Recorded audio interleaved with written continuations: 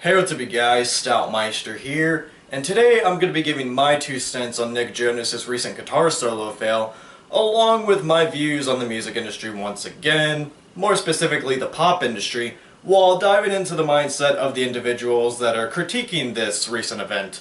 So without further ado, let's dive right into this shit now, shall we? For those of you that haven't kept up with current events within the entertainment world, Nick Jonas recently performed at the ACMs along with Kelsey Ballerini, in which he had a guest guitar solo spot, and let's just say it sounded like someone's good day at Guitar Center.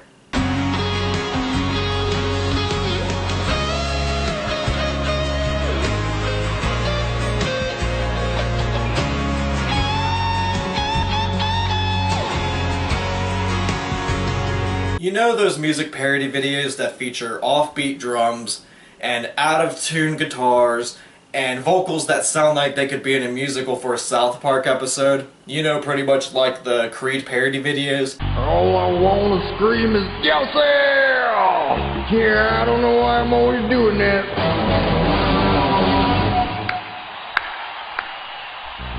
We're gay, oh yeah, that's right, we're gay. Asshole me, oh yeah. Now, stroke me, stroke it. Oh, you do the 5 days like, yeah, that's right.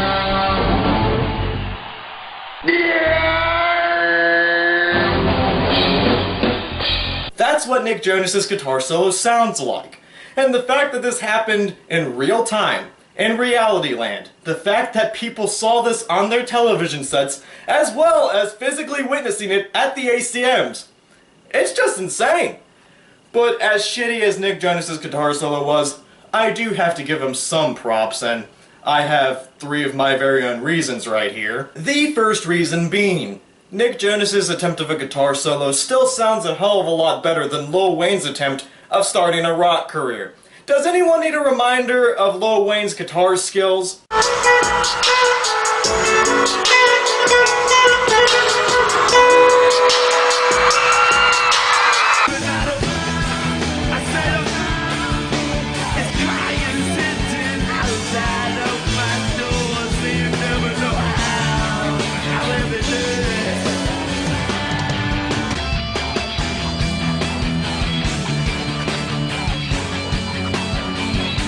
Get it, Rockstar! Thank you!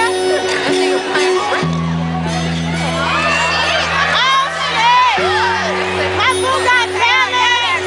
Bitch, my booty's so soft! Kill yourself. Yeah, no thank you. Stick to your shitty rapping. Oh wait, you're taking up skateboarding now. I completely forgot. While you're at it, you might as well start a G3 reunion tour featuring yourself, Nick Jonas, and Fred Durst. And I'm gonna feel even more of an idiot in a few years, probably, if they even go through with this idea. So, yeah, feel free to beat the shit out of me for that if this ever happens. The second reason being, Nick Jonas did not want to play the typical cliche pop star and pretend to play guitar or lip sync. He actually wanted to showcase that he could attempt a guitar solo. And that is a huge one for me. If you guys have watched me for quite some time, you guys know how much I hate lip syncing and people that pretend to play their instruments. I mean, hell, I called out Justin Bieber for this a few years ago. The third and final reason here. Nick Jonas seems to be able to laugh at himself. He seems to have a little bit of a sense of humor. He seems to have a little bit of thick skin, considering the fact that we live in a generation of self-entitled narcissists. More specifically, talking about his 2 tweets that he posted, more specifically his second tweet, and the fact that he can laugh at himself. I mean, that deserves huge props in my own personal opinion, but as far as that goes, that is as much respect as I'm gonna give you. And everything else, to dive into my views as to why I feel people are reacting the way they are with this current event, with this recent event, as well as my views on this whole thing. Not an easy feat. No, no, no.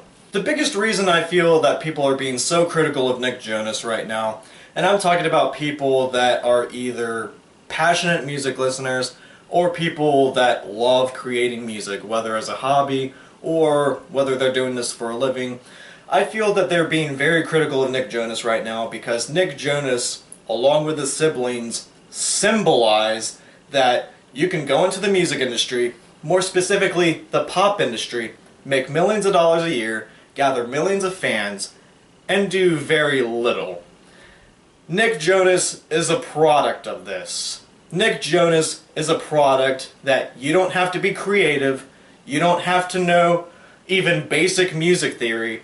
All you gotta do is let the ghostwriters take care of everything, and you perform it.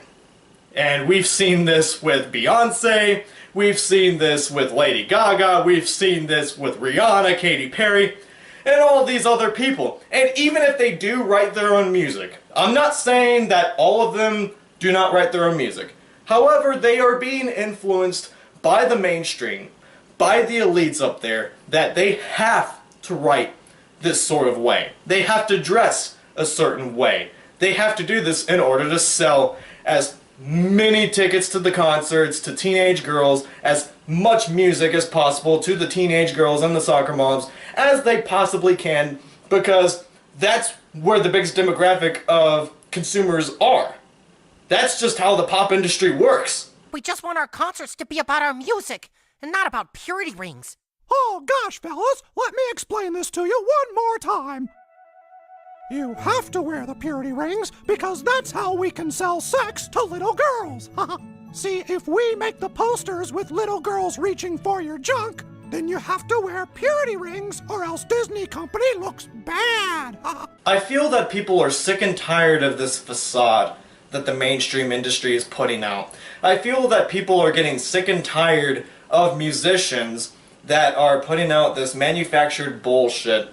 I feel like that people are getting sick and tired of the way that the industry is pretty much set up to where you could work on your craft day and night and still barely get a gig at the House of Blues. My friend Dylan Furr actually made a very good point on Billboard's post. And it's not bad enough that Billboard said that Nick Jonas and Kelsey Ballerini rocked the night. Kelsey Ballerini pretty much saved it. And I'm not even a fan of country. But I can recognize talent in other genres when I hear it, when I see it.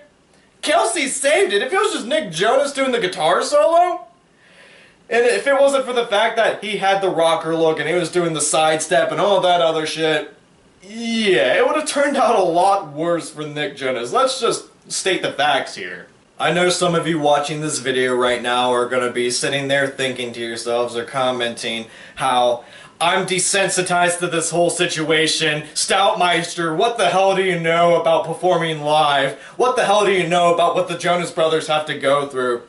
Well, first of all, I have performed live before, and I've had my fair share of screw-ups on the guitar as well. The difference is that Nick Jonas showcased someone that doesn't even know basic theory, and if he knew theory at one point, he was probably lifted up to a point that he got in his head that he didn't have to practice as much or pretty much do any of that anymore because he's making all sorts of money doing very little, doing jack shit in the industry.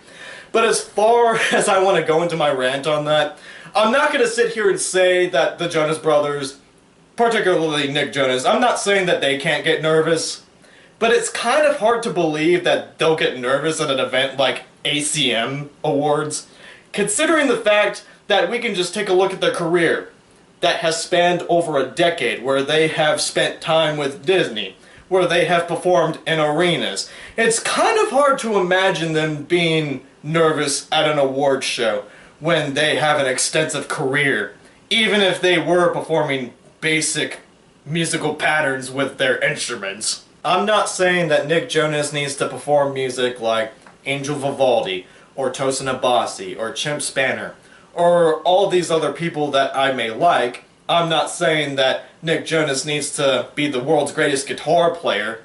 Not saying that at all. As a matter of fact, there are people that are so technically improficient, yet they write some of the most phenomenal types of music. They paved the way for the music industry. However, the difference between Nick Jonas and some of those other people is that seems like those other people didn't let the fame get to their heads, and they can actually improvise if they screw up, which is another double standard I'm going to tackle in this video right here. The whole double standard of, oh, if Kerry King made a mistake, or if Angel Vivaldi or Tosin Abasi made a mistake, then no one would bat an eye, but someone like Nick Jonas does it, then everyone just goes insane! Yeah, first of all, I'm not the biggest fan of Kerry King's playing, but I do understand that he helped pave the way for thrash metal and create thrash metal. But as far as making mistakes, at the very least, the other people that I listed, they can improvise. Like I said earlier, if you can improvise around your mistakes and not sound nervous as shit doing it, then yeah. And the fact that, again, Nick Jonas has an extensive career. He's performed in arenas. He's performed in all sorts of places. He's had all sorts of career opportunities off of doing very little musically, because the elites have pretty much told him that he has to write this sort of music. He has to write these sort of lyrics, because we have to sell this product to as many teenage girls and soccer moms as possible. And I know that that statement alone is going to get me in all sorts of trouble. I know that people are going to be calling me sexist, and people are going to be saying that, oh, look at what Stoutmeister said. He said that only idiot girls listen to this type of stuff. He's a sexist!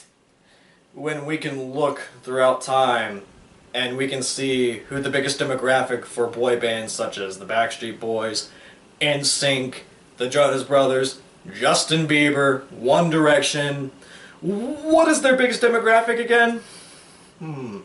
Teenage girls and soccer moms in their 40s that can't get their attention span around any other type of music other than Pretty Boys and simple 4/4 beats that sound identical to one another, that are written by ghostwriters that write for a lot of these pop stars. Yeah, try to prove me wrong there, motherfuckers. While I'm saying that, there are other genres of music like rock, heavy metal, alternative, electronic, indie, and other sorts of genres that attract all types of people, whether we're talking about teen boys, teen girls, adult males, adult females, and people spanning in all sorts of categories. But yeah, there's going to be some of you that focus on that one little part that I said, because your attention spans can't process anything else that's being said in this fucking video, because I said things that you didn't agree with. So yeah, getting back onto the topic of Nick Jonas's guitar solo.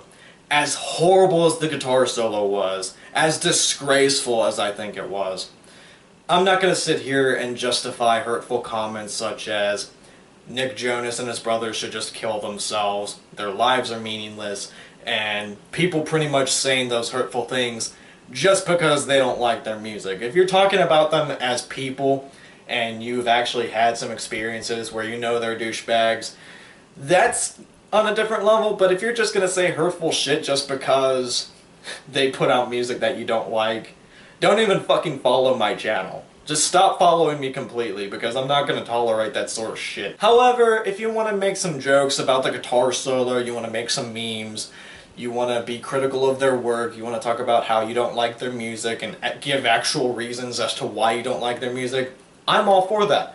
As a matter of fact, that's pretty much what I did with this entire video right here.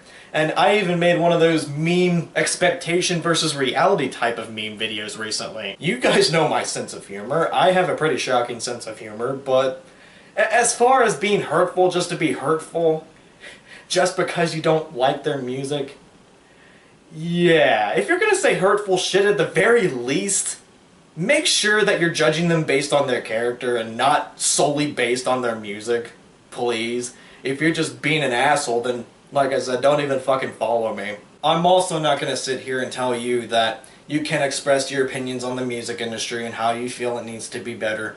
We all think it needs to be better. We're all sick and tired of the way that the mainstream industry is actually promoting people that put very little into the creative process and have very little talent.